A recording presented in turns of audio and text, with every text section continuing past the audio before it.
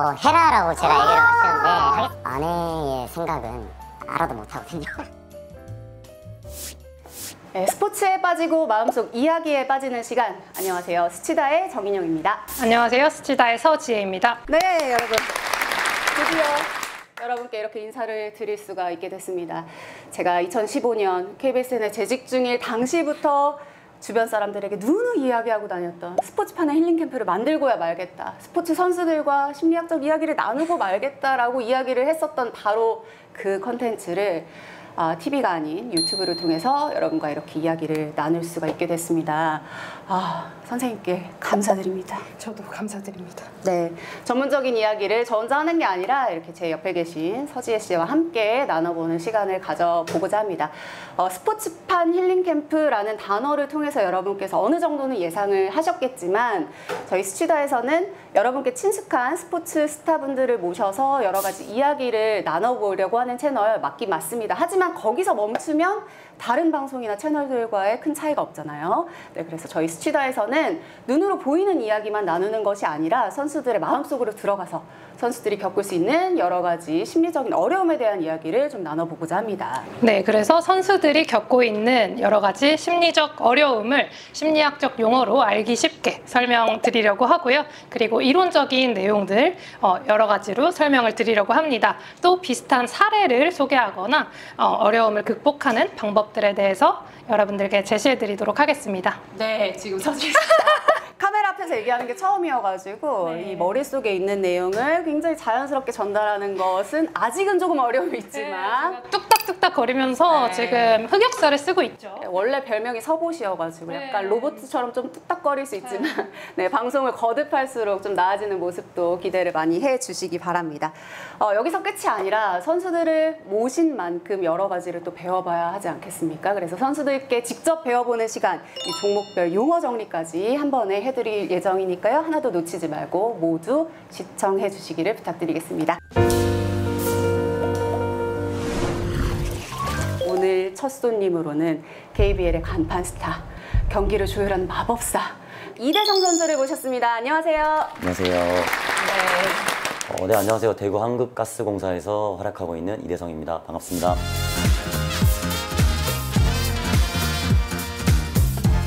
네, 반갑습니다. 저희가 이렇게 야심차게 아주 길게 저희 채널의 목표 이런 거에 대해서 설명을 좀 드렸는데 그 첫 주자가 되셨어요. 좀 소감이 어떠세요? 일단 되게 처음이어서 되게 제가 또 첫 주자가 돼서 되게 영광스럽고요. 이런 취지에 이렇게 속마음을 공유할 수 있는 기회가 사실 많지 않았었는데 이번 기회가 또 저한테 되게 뜻깊은 기회가 될 것 같습니다.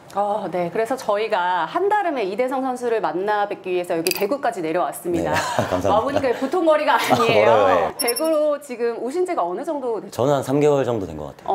어떠세요? 대구 좀 적응 이제는 좀 되셨나요? 사실 가족들이랑 떨어져서 적응이 좀 쉽지는 않은 상태고요. 그래도 이제 또 농구 선수로서 좋은 기회이기 때문에 그렇게 마음 위안 삼고 있습니다. 사실 가스공사로 이적을 한 이후에 컵대회도 치렀고 이제는 1라운드가 마무리되어가는 상황이거든요. 거의 모든 팀들과 경기를 좀 치러봤는데 어떠세요? 저희가 지금 사실 최하위에 위치해 있는데 좀 농구라는 특성이 팀 스포츠인데 저희가 이번에 5명이 다 바뀌었어요. 예상보다 역시나 더 농구는 팀 스포츠라는 걸 또 느끼고 있는 시즌이고요. 더 나아질 거라고 믿고 있고요. 그래서 이 자리를 빌려서 말씀드리면 대구 팬분들 좀 믿고 기다려 주시면 성적이 분명 나아질 거라고 약속 드릴 수 있을 것 같습니다.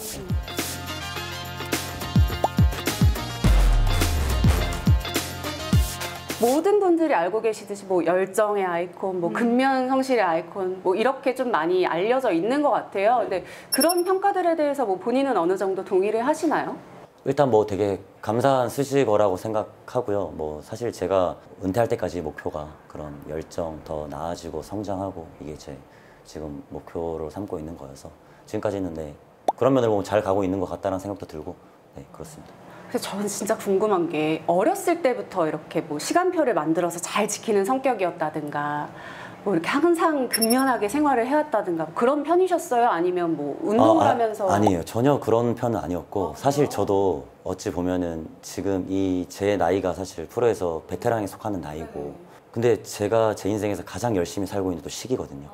돌이켜봤을 때도 지금이 가장 열심히 가장 효율적으로 살고 있다라고 자부할 정도로 그렇게 이제 열정을 이어가고 있는데 그 이유가 뭘까라고 생각을 좀 많이 해봤어요. 이게 저는 이제 부모님의 영향인 것 같다라고 생각을 하는데 제가 이제 지방에 있다가 고등학교를 수원으로 올라갔는데 아니 뭐 끼니 되면은 비타민을 어머니 아버지들이 막 친구들 입에다 갖다가 먹이고 처음 보는 광경. 네, 보약을 잘라서 막 주고 막 매일같이 학교에 오고 이게 항상 저는 아쉬움이 있었는데 지나고 보니까 저는 어릴 때부터 이제 어머니께서 제 삶을 주도적으로 살게 해주신 그런 기회들이 이렇게까지 열정을 제가 가지고 갈 수 있게끔 된 원동력인 것 같아요. 근데 그러면 운동을 시작한 것도 본인의 의지로 시작을 하시게 된 건가요? 뭐 사실 그냥 어릴 때 운동을 좋아해서 뭐 야구를 좀 좋아했었는데 정말 웃기게 농구부를 창단을 했는데 갈 마음이 없었는데 그 테스트 보러 오면 청소 안 해도 된다 그러더라고요. 저희 시대 때는 그 청소했잖아요. 끝나고 저희 그 걸레에다가 왁스 묻혀가지고 바닥 이렇게 쭉 밀잖아요. 아 이거 해야 되는데 너무 하기 싫더라고요. 근데 거기 가는 사람들은 안 해도 된대요. 그래서 갔어요. 열정이 더 많아지는 것 같다. 점점 더 네. 근면하게 살게 되는 것 같다라고 말씀을 하셨는데 스스로 생각하는 원동력은 지금은 제가 사실 예전에는 성공하고 싶다라는 되게 표면적인 이유를 쫓아갔던 것 같아요. 내가 더 잘하고 싶고 이기고 싶고. 근데 이제는 사실 제가 농구를 바라보는 관점 자체가 농구를 약간 저는 학문 쪽으로 생각을 하거든요. 이게 배움에 있어서의 즐거움을 어느 순간 알게 되니까 내가 더 나은 농구 선수가 되기 위한 뭔가 어떤 그런 단계별로 나아가면서의 그런 즐거움, 성취감 이런 것들에 제가 의미 부여를 하기 시작하면서 예전에 고통이라고 느꼈던 것들이 좀 더 달게 다가온다 그럴까요, 저한테? 네, 약간 그런 쪽으로 이제 제가 농구에 대한 자세가 바뀌어서 농구 선수로서 더 나은 선수가 되는데 더 많은 에너지를 쏟을 수 있는 원동력이 아닌가. 이렇게 즐거운 마음으로 농구를 하고 계신 이대성 선수기는 하지만 사실은 아직 시즌 초반인데 네. 오래 지켜보지 않았지만 기자분들은 또 기사를 쓰셔야 되거든요. 그렇죠. 네, 그러다 보니까 약간은 이대성 선수에게 부담이 되는 내용들도 있었을 것 같아요. 최근에는. 네, 어떠셨어요? 사실 뭐 사람인지라 보면 뭐 불편한 마음도 생기고 그런 감정도 생기는데 뭐 그래서 사실 제가 SNS도 많이 안 하고 휴대폰도 사용을 많이 안 해요. 왜냐하면 거기에 흔들릴 필요가 없기 때문에 안 보는데 의견이나 그분들의 생각을 이해하려는 시간은 제가 엄청 많이 해요. 나 또한 어느 순간 내가 지도자가 되거나 혹은 다음 세대들한테 그런 사람이 될 수도 있지 않을까라는 되게 위험성에 대해서 어느 정도 저도 인지를 하기 시작하더라고요. 너무 많이 알고 있죠. 뭐 처음에는 건강하지 못하다고 뭐라고 했다가 두 번째는 꾸준하지 못하다고 기록이 안 나온다고 뭐라고 했는데 지금 제가 듣고 있는 건 이제 팀 성적이거든요. 근데 아마 이 팀 성적이 해결이 되면 결국 국내에서밖에 못한다라고 또 얘기를 할 거예요. 그래서 이 마지막 어느 레벨까지 올라가느냐가 그 단계로 제가 보고 있어서 외국에서 욕을 많이 먹고 있고 하고 있는데 사실 감사하게 생각합니다. 이런 비난을 받을 수 있다는 것 자체도. 네, 말씀을 듣다 보니까 또 문득 생각하게 되는 것이 뭐 이런 부정적인 평가가 있으면 그 평가를 지우고 또 다른 B라는 부정적인 평가가 있으면 또 그걸 없애기 위해 노력하고 계속 이렇게 노력하는 그런 부분들이 완벽에 가까워지고 싶은 노력과 좀 닮아있지 않나 이런 생각을 좀 하게 되는데요. 스포츠 심리학에서도 완벽주의라는 용어를 좀 많이 쓰잖아요. 네, 제가 오늘 완벽주의에 대해서 다루기 위해 조금 연구를 좀 찾아봤어요. 연세대학교에서 한국인 성인 511명을 대상으로 조사한 결과 완벽주의 성향을 가진 응답자가 전체 응답자의 50%를 차지할 만큼 한국인들이 완벽주의 성향을 가지고 있다고 합니다. 완벽주의를 크게 행복한 완벽주의자와 불행한 완벽주의자 이 두 가지 완벽주의로 네, 나눠서 설명을 할 수 있을 것 같아요. 완벽주의자가 비현실적으로 높은 기준을 추구하다 보면 그 기준에 기대에 못 미치는 결과를 맞이하는 빈도수가 계속해서 발생하게 되고 나는 실패자야 라는 조금 자기 비난적인 생각을 하게 됩니다. 그래서 이 완벽하지 않은 나의 결점을 채우려는 식으로 완벽주의를 계속해서 추구하게 돼요. 그래서 조금 악순환에 빠지게 되는 거죠. 반대로 행복한 완벽주의자 같은 경우에는요, 완벽을 추구하고 포부가 크다는 점에서는 불행한 완벽주의자와 동일합니다. 하지만 상대적으로 실수에 대한 염려를 조금 덜 한다는 특징이 있어요. 그래서 훈련하거나 경기할 때 나는 못하겠다 라는 마음이 들 때 조금 더 다시 한번 나의 목표를 상기한다. 한계를 극복하도록 스스로를 힘을 북돋는다. 라고 이해를 해주시면 좋을 것 같아요. 결국에는 설명을 듣다 보니까 뭐 행복한 완벽주의와 불행한 완벽주의는 어떤 것을 목표로 삼고 그리고 어떤 것에서 내가 행복을 찾느냐 그것과 또 연결이 되는 부분이 아닐까 싶거든요. 선수님 같은 경우는 뭐 특별히 내가 어떤 목표를 향해서 나아가겠다라는 목표를 세웠을 때 거기에 도달하지 못하는 나 자신을 보게 되는 경우가 사실 있잖아요. 있죠. 네, 그럴 때 어떻게 좀 스스로를 다잡는 편이신가요? 제가 선수 생활 지금까지 쭉 하면서 여러 가지 말들 중에서 되게 와닿고 공감되는 것들이 몇 개지 있는데 그 첫 번째가 아는 만큼 보인다라는 말이랑 그리고 또 하나는 인생 내 뜻대로 되는 건 하나도 없다라는 거예요. 제가 여름에 이제 아시안컵 8강 뉴질랜드하고의 경기를 이제 제가 나가서 사실 아쉬운 결과를 받았는데 제가 그 당시에 이제 대표팀 주장이고 또 핵심 이제 저희 허웅 선수가 코로나 그리고 부상으로 출전을 못하는 상황이고 무조건 이겨야 되는 상황이고 정말 어떻게 보면 벼랑 끝에 있는 그 상황에서 정말 많이 이기고 싶더라고요. 시뮬레이션을 정말 많이 돌려봤어요. 여러 가지 시뮬레이션. 이런 상황에서 네, 어떻게 해야 될지 혹은 또 결과에 대한 시뮬레이션도 미리 마음의 준비를 해야 되니까. 근데 유일하게 안 돌려본 게 제가 퇴장을 당하고 지는 거였는데 이건 계획이 없었는데 없었죠. 전혀 없었죠. 10번 중에 뭐 7번, 8번은 사실 제 뜻대로 안 된다고 보는 현실에 매번 저는 마주하고 있습니다. 맞아요. 이것만큼은 해내자라는 책임감이 보이는 플레이들이 좀 있는 것 같기도 하거든요. 그죠. 예.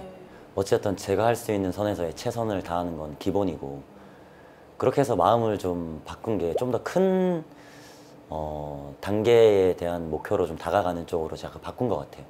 이게 단기적으로 계속해서 잡으면 제 성향은 사실 말씀하신 것처럼 완벽주의자 성향인데 이뤄내고 싶은데 이건 제가 할 수 없는 선이라는 건 분명히 존재하니까. 근데 또 매번 다가는 가죠, 사실. 그렇죠. 네. 그 다가가려는 시도는 계속 하지만 또 안 됐을 때 사실 그 선에 대해서는 인지하려고 노력을 되게 많이 해요. 그게 좀 저는 개인적으로 좀 많이 어려운 것 같아요. 그냥 제 관점으로 봤을 때는 이대성 선수가 불행한 완벽주의자보단 행복한 완벽주의자가 아닌가 싶은 생각이 드는데 혹시 설명 들으시면서 어떠셨는지. 저는 사실 행복해요. 예. 제가 좋아하는 일을 하면서 이런 어려운 문제에 있어서 누군가의 평가를 받을 수 있다는 사실도 제가 아마 불행한 완벽주의자였다면 제가 이 레벨까지 못 왔겠죠.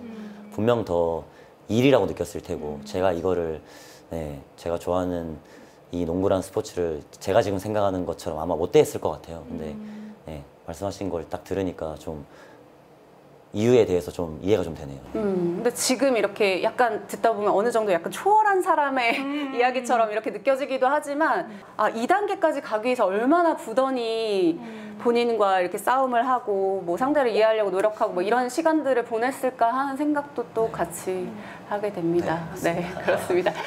그리고 또 저희가 궁금했던 것이 이게 아무래도 순위 싸움이 있는 종목이고 뭐 경기별로 혹은 상황별로 아무래도 좀 내가 집중하게 되는 정도의 차이가 좀 생기는지가 궁금하거든요. 그래서 스포츠가 더 재밌는 것 같아요. 말씀하신 더 심리가 더 중요한 게 되게 중요한 포인트라고 그래야 될까요? 이 순간 무조건 골을 넣어야 되는 흐름이 있는 그 순간들이 있어요. 이거 놓치면 큰일 난다고 느끼는 정말 아무것도 순간. 아닌데 네네. 그 순간에 넣는 사람은 이기는 거고 팀으로 봐도 그 순간에 넣어줄 수 있으면 그 팀이 이기는 거고 마음가짐도 정말 다르고요. 그래서 더 재밌는 것 같아요. 팬분들이 보시기에도 꼭 이겨야 되는 두 팀이 만나서 사실 한 명의 승리자를 가리는 거잖아요. 스포츠란 게. 이게 약간 클러치 능력이라고 뭐 표현을 하기도 하는 것 같은데 보통 보면 해결해야 되는 상황에서 내가 꼭 슛을 쏘고 싶어 라고 생각하는 선수가 있는가 하면 도저히 안 되겠어 하고 패스를 하는 선수도 있고 본인은 좀 어떤 성향인 것 같으세요? 저는 사실 제가 동료들하고 얘기를 하다가 조금 놀란 게 보통 선수들이 슛을 던지잖아요. 그럼 저는 슛을 던지면 안 들어가는 거에 대한 생각을 단 한 번도 해본 적이 없어요. 지금까지 살면서. 무조건 들어가서 사실 공이 안 들어가면 제 리액션 어떻게 되냐면 전 이렇게 돼요. 이게 안 들어가? 에이 속으로 이런 마음이에요. 근데 그런 사람이 없더라고요. 다들 실패에 대한 두려움을 안고 쏘는 선수들도 있고 타고나는 측면이 있더라고요. 저는 그래서 이런 기질을 좀 타고난 것 같아요. 승부처에서의 그런 슛 쏴는 거에 있어서도 부담을 전혀 느끼지 않고 혹여나 그게 안 들어가도 그 실수에 대해서도 사실 크게 겸허히 받아들이고 또 이게 내가 더 나아질 수 있는 성장의 원동력으로 삼아야겠다라고 생각하는 편이고 예전에 제가 되게 부진해서 3점 슛을 거의 18개, 19개 연속으로 되게 못 넣었던 적이 있어요. 또 3개, 4개, 6개, 7개 안 들어가면 그래도 다음 경기를 기다리면서 하는데 저는 못 버티겠더라고요. 그래서 도착해서 바로 체육관에 갔어요. 그래서 슛을 1000개를 쐈는데 근데 분이 안 풀리더라고요. 아침에 또 6시에 일어나서 바로 나갔어요. 그렇게 해서 1500개 정도 가량을 쏜 것 같아요. 그렇게 해서 쏘고 나니까 지금 돌이켜 생각하면 실패 후에 다음날 아침 7시, 8시가 됐을 때 제 상황은 그 뒤에 그 시간들이 불안감, 좌절감, 죄책감으로 보냈을 시간들이 저는 그 안에 다가올 또 다른 기회에 대한 희망, 그런 확신을 더 얻을 수 있는 시간들로 제가 채웠잖아요. 그러한 와서 다음 시합을 나갔을 땐 이건 사실 해석은 잘 안 되는데 그 다음 경기에서 던지면 다 들어가더라고요. 그게 이제 남들 눈에 노력 열정으로 비친 건데 어떻게 보면 포기해야 될 시점에 실패해서 좌절해야 될 시점에 좌절하지 않을 수 있는 법에 대해서 제가 배운 것 같아요. 그러니까 이게 타고난 성향에 또 거기에 열정까지 이렇게 또 더해지니까 뭐 그런 결과가 나올 수밖에 없지 않았나 싶은데 갑자기 또 그래서 궁금한 거는 그런 상황에서는 당연히 승부욕이 막 불타오르고 내가 이걸 극복하겠어라는 생각 때문에 그렇게 할 수가 있지만 뭐 그런 상황 있잖아요. 뭐 플레이오프 진출팀이 다 순위가 결정이 됐고 잔여 경기 몇 경기밖에 안 남았어요. 그럴 때 약간 내가 내 스스로에게 주는 뭐 동기부여 이 경기에서 찾을 수 있는 의미 뭐 이런 것들을 뭘로 설정을 하시는지가 또 궁금하네요. 확실히 질문의 퀄리티가 다르시네요. 제가 가장 좋아하는 선수가 코비 브라이언트 선수인데 보면 결국에는 그런 그 동기부여 자체를 본인 스스로 만들어내는데 본인 스스로를 벼랑 끝으로 몰아세우더라고요. 이제 돈 많이 벌고 명성을 얻게 되면 내가 아니면 어느 누구도 나를 벼랑 끝으로 몰 수가 없는 레벨에 올라가게 되잖아요. 아무래도 안주하게 네, 되거나. 대다수가.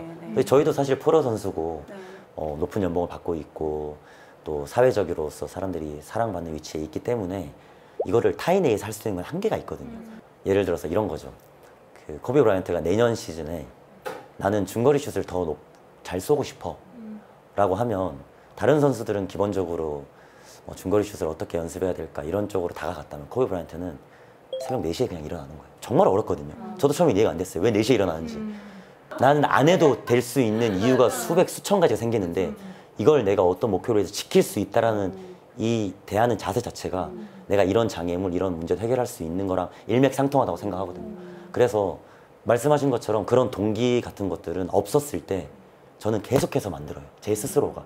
스스로를 벼랑 끝으로 모는 거에 대한 연습을 계속하고 매 경기 그리고 이제 매 시즌을 저는 사실 이번 시즌을 제가 결과를 내지 못하면 저는 농구 선수 이계성은 죽는다라는 생각으로 매 시즌을 보냈어요. 근데 그래서 성장할 수 있었던 것 같아요. 저는 매년 성장했거든요. 개인적으로 어떤 기술을 가지고 만들어내고 제가 부족하다는 것을 성장해온 선수인데 뭐 어떻게 보면은 이 세대가 인정하는 선수가 아니잖아요.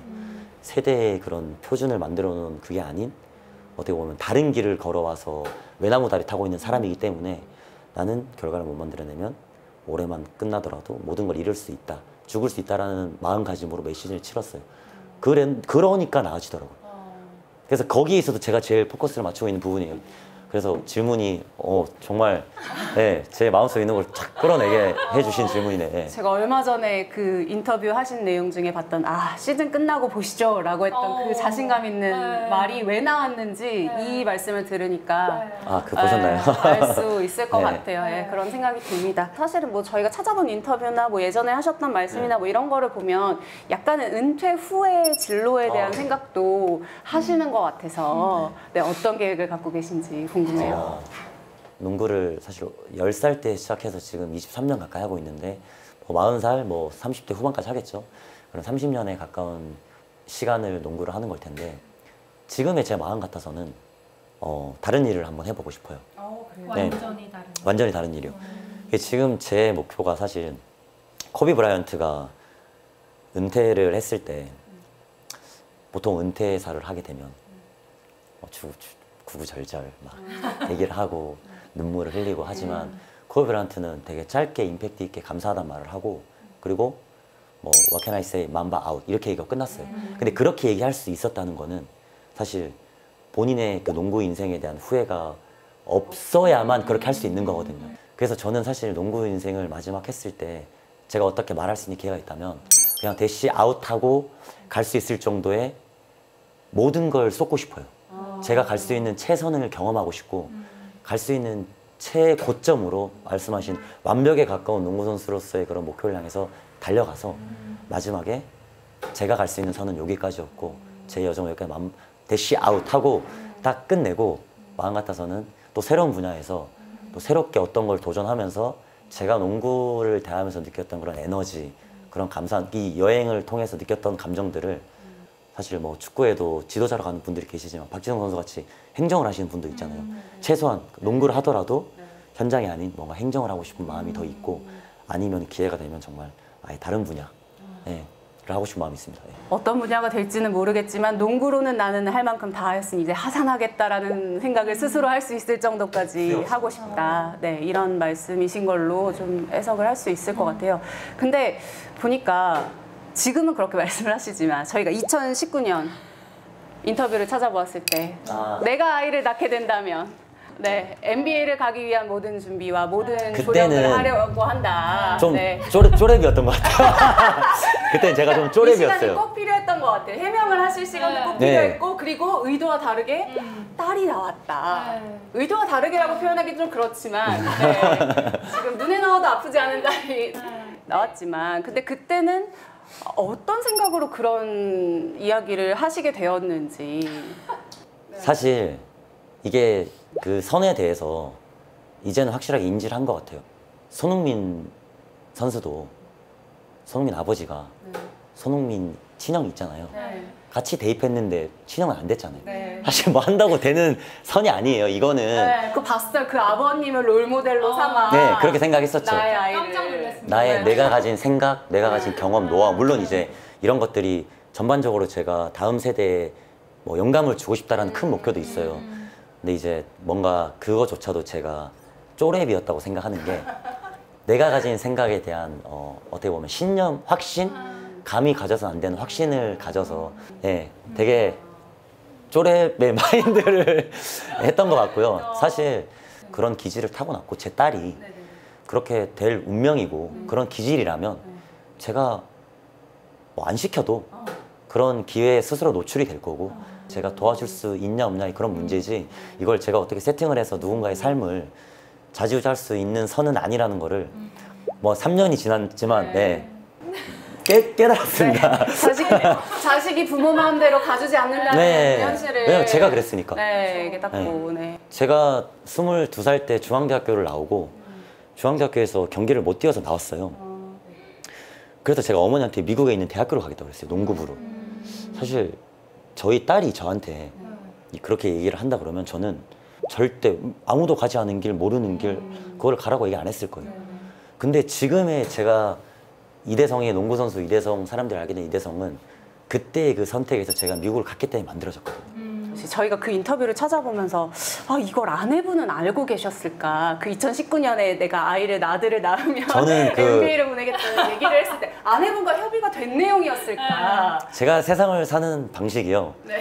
특히 이게 농구잖아요. 이게 네네네. 농구 뭐 아이도 이제 농구에 관련된 거는 사실 아내의 생각은 크게 반영이 안 되고요. 사실 제가 와이프한테도 보통 결혼하면 남편의 그런 직업이 좀 더 배려를 받을 수밖에 없는 예, 그런 삶이고 가정이 소홀할 수밖에 없는 삶이다 보니까 이 삶에 좀 더 들어온다고 해야 될까요? 이런 부분들이 없잖아 자연스럽게 그렇게 되더라고요. 보니까 저는 그걸 원치 않거든요. 너 삶을 주도적으로 살아라. 왜냐면 저는 제 와이프랑 제 아이가 행복한 게 제 가정에서 핵심 가치인데 과연 내 삶에 들어오면은 나에 따라서 삶이 좌지우지되고 하는데 행복할까라는 생각이 계속해서 거리를 두고 있어요. 그래서 그냥 사실 뭐 현실로 일어나지도 않은 일이고 나는 그렇게 할 거야 라고 하는 거에 있어서 굳이 물어보지 않고 제가 인터뷰 얘기를 한 거죠. 예. 나는 내 생각을 독단적으로 예. 생각을 그냥 제가 얘기했을 뿐이죠. 예. 영향력이 좀 컸을 뿐인데 네. 사실 이렇게까지 파급 효과가 있고 이렇게 몇 년 뒤까지 이렇게 언급이 될 거라고는 사실 생각을 못했어요. 그때는 네. 네. 자, 이제는 생각이 바뀌었다고 합니다. 네, 바뀌었습니다. 네, 네. 오해 없으시기를 바라겠고요. 네, 앞으로는 그런 얘기가 이제 더 이상은 안 나오지 않을까. 네. 근데 눈이 제 딸이 네.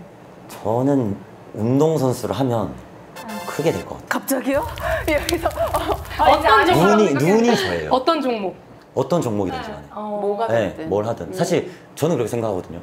운동 선수들 아시다시피 이게 멘탈 스포츠예요. 맞아요. 뭐 자기한테 조금 더 잘 맞는 종목이 있고 그 유무는 있지만 사실 어느 레벨까지 올라가는 거는 기질에서 갈린다고 생각해요. 내 사고랑 멘탈에서. 그래서 딱 보니까 딸이지만 네, 이게 눈빛이랑 이 뭐 좀 보면은 기질이 뭔가 좀 남다른데라는 생각이 들기도 해요. 또 나중에 어떤 또 스포츠 스타가 탄생을 또 하게 될지. 기대가 됩니다. 벌써부터 입꼬리가 슬쩍슬쩍. 아니 제가 와이프한테 그런 얘기를 해봤어요. 네. 아니 저를 와이프가 20살 때 만나가지고 지금 10년 넘게 저랑 같이 살고 있는데 옆에서 쭉 봤잖아요. 네. 근데 애까지 만약에 농구를 한다고 생각해 보세요. 그러면은 거의 한 20년, 30년을 이 뒷바라지하고 농구를 보는 건데.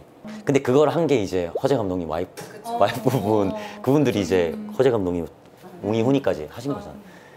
야, 제가 가끔씩 농담삼아 물어봐요. 넌 할 수 있겠어? 했더니 자기는 못한대요. 자기는 못하겠대요. 네. 그렇지. 네. 아직 뭐 시간이 많이 남은 한참 네, 미래 네. 일이기는 쓸데없는 생각이죠. 뭐. 그래도 생각만으로도 이미 일어나지도 않는 일인데. 네. 궁금합니다. 어떻게 될지. 자, 그리고 어떻게 보면 저희가 오늘 이대성 선수를 만나기 전부터 미리 연락을 드려가지고 네. 농구 좀 배워보자. 멋있어 보이는 거. 멋있어 보이는 거. 유튜브 보고 계신 분들께서 농구에 대해서 좀 알고 계신다라는 가정을 하고 생각보다 중요한데 중요성을 좀 잘 모르고 계신 분들 모르는 부분을 알려드리고 싶은 게 제가 이제 작년 시즌을 기점으로 사실 미드레인지라고 중거리 슛에 대한 비중을 되게 늘려갔고 그걸 기반으로 작년에 또 국내 득점 제가 1위를 했었고 이 미드레인지를 잘 쏘기 위한 게 여러 가지 이유가 있는데 그 이유를 좀 알려드릴 수 있는 거. 이거를 이제 슛을 보통 쏘면은 타점이라고 그러거든요. 던지는 포인트를 타점이라고 얘기를 하는데 이 타점이 되게 중요해요. 타점을 최대한 올리는 것이 미드레인지를 갖출 수 있는 제가 봤을 때는 첫 번째 요소라고 생각해요. 그래서 상대가 이렇게 손을 들잖아요. 이게 노하우인데 지금부터 이제 들어갑니다. 노하우. 손을 들고 있으면 앞에서 슛을 던지고 막잖아요. 그러면은 이제 보통은 타점을 높여라 이렇게 얘기하면은 이런 쪽으로 많이 가세요. 이렇게 그러니까 손을 올리세요. 타점을. 사실 이 높이 절대적인 건 중요하지 않아요. 왜냐하면 이 높이가 절대적이어도 이 손이 터치할 수 있거든요. 그래서 저는 개인적으로 어떤 노하우를 가져가냐면 제 이 팔꿈치로 이 사람 팔꿈치를 찍는다는 생각을 보세요. 그냥 손을 올리면 이렇게 공이 와보세요. 만나요. 근데 이렇게 오면 오다가 이게 제 팔꿈치를 만나게 돼요. 이렇게. 그래서 사실 이상적인 건 타점이 이 제 정수리 위로 올라가야 돼요. 그래서 오다가 제 팔꿈치를 만나게. 그렇게 되면 이제 제가 연습을 통하게 되면 저는 개인적으로 노하우가 어떤 게 있냐면 넌 내 슛을 절대 블로킹을 못해 라는 게 있어요. 왜냐면 저는 이렇게 쏘니까. 피할 거니까. 이미 오다가 여기 맞으니까요. 네. 그래서 파울 아니면은 제가 슛을 쏘는 상황이 계속해서 벌어지는 거죠. 이게 노하우거든요. 근데 왜 제가 알려드리냐? 알아도 못하거든요. 이런 자신감. 알아도 못하거든요. 그래서 보시면 뭐 좋아하시는 이현중 선수, 최준용 선수 이런 선수들 뭐 NBA 케빈 드란트 선수, 더만 드로잔 선수, 미들레인지 강점이 있는 카이리 어빙, 크리스 폴 모든 선수들이 다 여기서 슛을 쏴요. 네. 그러니까 그 레벨에 간 사람들은 그 방법을 자연스럽게 알게 되는 구조인 거죠. 를 어떻게 중간에 거치는지는 사람마다 차이가 다 차이가 있겠지만 있어요. 결국에 결과로 가는 것은 요것밖에 결국엔 없다. 가다 보면 여기서 만나는 거죠. 그래서 요거 하는 사람들끼리는 다들 이렇게 너도 그거야? 네. 올라왔구나. 네, 올라왔구나. 그죠? 네, 올라왔구나. 그거. 확실히 표현이 적절하시네.